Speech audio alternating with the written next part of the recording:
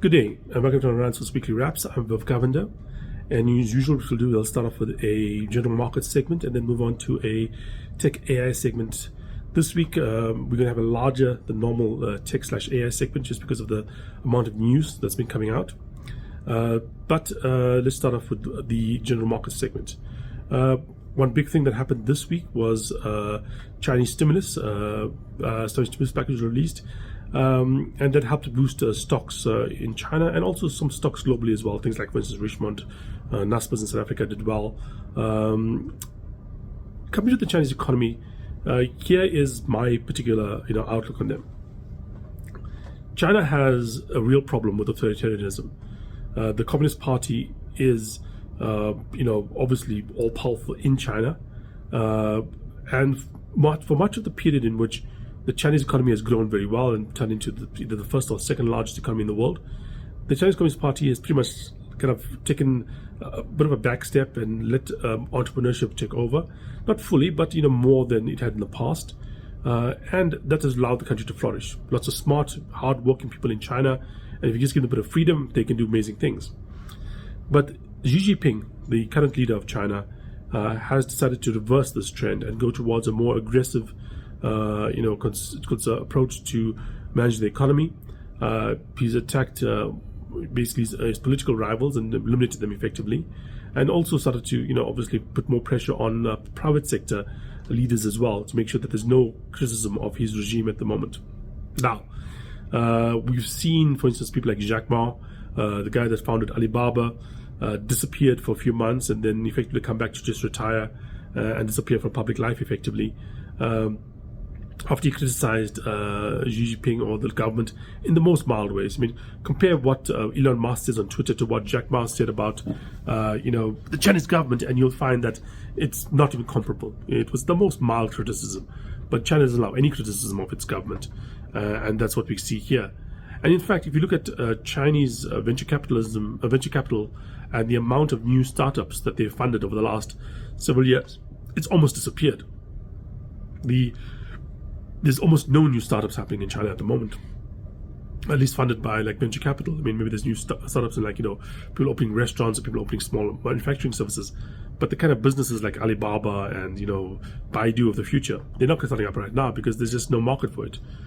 People are just too risk averse.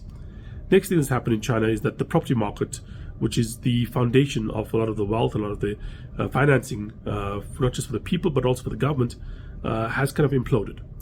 To understand what's happened in property in China, you understand that at one point in time, Chinese property accounted for something like about 70% of people's, wealth.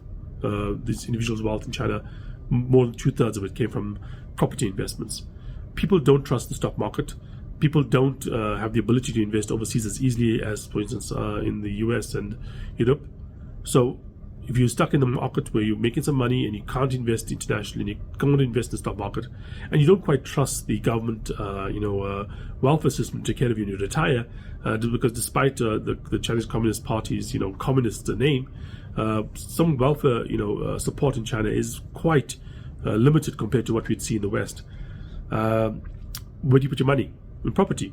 And so people started buying property. And what these companies decided to do that were building property, developing property, was they just realized that the best thing to do is to leverage yourself to the hilt. So what you would do is you'd take money from one group and build the last bit of property, and while you basically market the next one. So they kept on, basically taking more and more funds on, and in fact they started outrunning their ability to build. And so we had a lot of, property that was not built despite being purchased. Number one. Number two, they were building property without properly analyzing whether the demand was going to be there. To some extent, it didn't matter to them because they were just selling it on to investors. But they saw the rise of what's called ghost cities in China, which is cities that were built with no real demand for those cities. Housing built with not real demand for those. And that obviously, eventually had to come to an end. It seems to have come to an end right now. And finally, China, is beyond all these factors, is facing a demographics issue that's very bad. They have a rapidly aging population, and other parts of the world are aging as well. Europe is aging, Japan is aging, but those places are aging after they got rich. China is aging before it got rich. And what that means is that we are seeing not enough young people being born. If current birth rates forecast forward into the future, China would be less than half its current population, in a century or so. That's a very, very bad situation to be demographically. Why? Because it means there's going to be too few young people working to support the elderly population that it has, too few young people working to maintain the economy. These demographic issues are, a nightmare to solve, and that's when you're rich. When you're poor, still like China is, it's going to be almost impossible to go through this thing with any kind of stability. And so I think the Chinese overall economy is in real trouble. And as I go back to the first point again, we are doing this while being run by a government that really isn't up to the ability to manage the power it's taken in the economy. The Chinese government has a lot of power in that economy, but it does not have the capacity to really manage that economy properly. And I think that doesn't look well for the Chinese economy going forward. The next thing I'll talk about is some numbers from the US in terms of jobs numbers as well as GDP numbers, and what it means at the moment for the US economy. We saw jobs numbers coming through in the US, not spectacularly great, but good. We saw GDP numbers about 3% for the last period. Those basically put together indicate a reasonably strong US economy. And at the same time, we are still seeing a significant chance of another rate cut of about 50% in the next meeting by the US Fed. This is pretty much a Goldilocks kind of situation for the US. And we have a strong economy while interest rates are falling. And I think that is one of the reasons we're seeing markets hitting new highs at the moment. So I think that right now we are a bit in a Goldilocks period. We might see a bit of a turnaround after the election. I think that if there's going to be any kind of economic turmoil, there might be coming after the election. But until the US election happens, which is going to be happening in just over a month from now, I think we are probably going to have a reasonably rosy period, barring any external kind of shock. And speaking of the US election, with just about 40 days or so to go until the election, the 5th of November, it's pretty much a toss-up. We have not seen a toss-up in terms of the US election pretty much since this century, basically. We've almost always known who the winner is going to be going into the election. Sometimes it's been gotten wrong, like for instance with Hillary Clinton, or famously, but generally going into the election, like Barack Obama was the favorite. Biden was the favorite in the last election. It's been pretty much known who's going to win in advance. Right now, polling is very, very close, within the margin of error across the majority of the swing states, which really are important. So excluding places like Texas and like California and New York, which are going to go one direction or the other, places like Pennsylvania, places like North Carolina, places like Wisconsin, etc., are close enough that you could say that either one could win and would not be a total shock. In that scenario, I think it's going to be quite a tumultuous election because, unfortunately, unlike back in say 2000, where they had Gore and Bush, and it came down to a few, for those that are old enough to remember, hanging chads. It was resolved by the Supreme Court eventually that Bush was going to be the president. If a similar situation happened in the US right now, I do not think it would be as peacefully handled. Once the Supreme Court ruled back in 2000, the whole debate was over. Gore conceded immediately. Bush was the president. There was no, real backlash anywhere. If we had a hanging chad situation where we had a few thousand votes that were in dispute deciding this particular election, given what happened in 2020, I do not think the US would have as peaceful transition as it had back then in 2000. So this is a real significant danger. We are going into an election that's going to be extremely close, that's going to be extremely hard fought, and either side is not likely to win by a lot. And I'm not bringing past either Trump or Harris to make a fuss if they lose, and they lose by a tiny amount. Okay, especially given Trump's history. I think Trump, if he does lose by a small amount of votes and they are in dispute, this could be a very, very tumultuous period for the US, and I think that could be something that triggers a bit of a backlash. Now, moving on to more positive news, AI announcements this week. On the OpenAI side, they announced that they were going to be releasing a voice assistant for GPT. So you can chat with your GPT for app in using natural language. And for those that have not used it, I would suggest you try and use it. I don't know if it's available free, but I have the paid version, and it's been I'm using it for the last few days, and it's been amazing. You just chat with it like you talk to a person. It's quite a interesting experience, quite frankly, to talk to this thing. Because at the same time in OpenAI, we've seen yet more changes in terms of leadership. It was Mira Marathi, who is one of the senior members of or leadership team of OpenAI, has left, along with some others, and has pretty much left Sam Altman all alone currently. Greg Brockman, who's the another senior member, is on leave and supposed to return, but right now it's Sam Altman totally in charge of OpenAI. And this reminds me of a thing that I think Paul Graham once said about Sam Altman. You could take him and put him in an island of cannibals, and if he came back in 5 years, he'd be the king. And it does seem to be that he's basically taking control of OpenAI, and not just taking control of it entirely, but also gotten a significant amount of equity in the company, like something like $10 billion worth of equity in the company. So this is quite a change from what we saw, at the start of OpenAI's, emergence to the public sphere. Back then, he was basically saying it was a non-profit, and therefore he was not going to take equity. There was no money in it for him. He was doing it for free for the love of AI. He was part of a leadership team, and he was going to be fireable by the board. If the board ever decided that he was not, doing a good job or, risking the safety of the world, he'll fire Sam Altman. What's happened since then? The board tried to fire him. He fired the board. Okay, so he cannot be fired by the board anymore, because the last time the board tried, he fired them. Number one. Number two, he's removed every single other major player in the company besides himself. So he's pretty much the only one in charge of that company. Like I said, Greg Brockman, technically, he's also still involved, but he's on leave at the moment, and who knows what is going to be the situation when he does return. But people like Ilya Sutskever, Maria, like we talked about, a couple other players have left. And this not-for-profit company is now worth $150 billion, according to the latest valuations, and has given him a 7% stake, which is worth about $10 billion.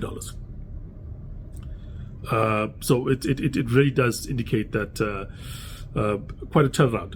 If you were, predicting like an evil, villainous streak for Sam Altman, and what would a villain do in this situation, he's pretty much done it all. All the outcome has looked exactly like you would expect it to look at. So yeah, this is it was OpenAI. But I think the bigger technical news has happened from Meta this week. Facebook/Meta, Mark Zuckerberg, another potential supervillain if you're going for that theme, delivered the latest thing in terms of what AI is doing for Meta and what they are doing going forward. To give you an idea of just the tone of it, he wore a T-shirt which I think in German said, "It's Zuck or nothing." Zuck obviously is a short of his name, Zuckerberg. So basically his T-shirt says, "It's me or nothing." Quite an aggressive stance to put forward. So what was announced? Firstly, cheaper Optimus glasses, $300 or so. Some innovations are coming to Optimus, very interesting. But also, the glasses form factor is something that they really are focusing over at Meta. In fact, there's been statements done by Zuckerberg where he states that he thinks glasses are not phones, are the form factor that best suit AI. Why? Glasses are always on. They see what you see, they hear what you hear because you have a speaker in there. You don't have to pull it out and ask it what's happening or update it on the situation in the world, because your glasses are pretty much on all the time, and they can see exactly what you're seeing. So instead of you basically seeing a situation, having to pull out your phone and ask it a question and give it an update as to the situation, you just ask the question to the glasses that you're wearing automatically, and the glasses already knows what the situation is because it's been watching what's been happening. Sounds quite either utopian or dystopian, depending on how you view these things. But he thinks this is the form factor. And the Ray-Ban glasses that he debuted out there look spectacular. And the prototype, which is not out for use yet, looks even crazier. I think it's called Orion. This new system is putting out there, which is going to be your glasses runs, the AI system on your head, without having to go offline or whatever, go online, to find things, always on, using a electronic strap on your arm, around your wrist, to detect your finger movements. So you basically don't need to have your hand in the line of sight like the Apple glasses do, or the Apple Pro does, Vision Pro. It's an interesting form factor. I can easily see this thing take off. If we can overcome the social stigma of wearing AI glasses and people using AI glasses, I think this probably has a very good chance of being the final form factor for AI, at least in the medium term. I mean, down the line, the final form factor is probably going to be something like Neuralink, which is implanted in your brain. But I think it has a real chance of having this particular form factor replacing your phone as being the way you look at the world. It has augmented reality, so it can basically this is the prototype, not the one available to the public and so on, which kind of blasts like a hologram in front of you. So you look at something, it kind of puts a hologram in front of your vision that kind of tells you, this is the world that you see really, but here's an additional bit of information about the world. So you could, for instance, walk in on a nature park, add on labels for plants, like you play Skyrim, and they'll go to your plant, it'll tell you what plant it is, and you can click, using your wrist device, ask it more details, or even ask it verbally more details about the plant. It'll give you a bit of a breakdown on it, either, like I said, through your hearing, or by giving you a write-up next to the plant. That I think is very, very attractive. Again, the technology may be a few years down the line, but I think to a certain extent, Meta's investment in things like, for instance, the metaverse may really be paying dividends with AI. In fact, they mentioned the fact that the Ray-Ban that came out a while back came out so quickly because they were already building it, but before LLMs became a big public feature. And once they saw LLMs, they said, hey, we can just adapt the kind of technology we've been using for the metaverse and other things into this particular technology, which is LLMs, and let's see what it can do. And they were managed to do that in a period of like a week, just showing just how suited the AR technology was already for the upcoming AI revolution. So yeah, very interesting, very powerful. Another thing they did announce was the newest version of Llama, which is of course their free LLM. And they made it multimodal, which means you can see and you can hear. It's going to be rolled out in the next week or so. So if you have a WhatsApp and you have Instagram and you have Facebook, you'll be able to use this thing really soon. And this is also an interesting factor because, Zuckerberg is still, quite young. Some of the other founders we have out there, like Musk, is in his 50s. People like Sergey Brin and are older. Where Larry Ellison's Page is also a bit older as well. We don't have the people running, for instance, Google and Microsoft are also a bit older. I think Sam Altman is probably the only one that's in comparable age group to Zuckerberg, and Zuckerberg is being very aggressive here. He's doing a kind of like almost a scorched earth strategy when it comes to AI. He's building his own platform. He's basically getting rid of dependence on things like Apple and so on. And he's pretty much going after the LLM market for ownership by giving away what he's creating for free. It's very hard to compete with anything, even if it's slightly worse than what you produce, if that thing is for free. So yeah, I think Meta is making a real play with AI. And I think once we see what the vision or multimodal version of Llama looks like next week, I'll give you an update then, but it looks like it's going to be an amazing product. Thanks for joining me this week, and I look forward to speaking to you guys again next week. Cheers.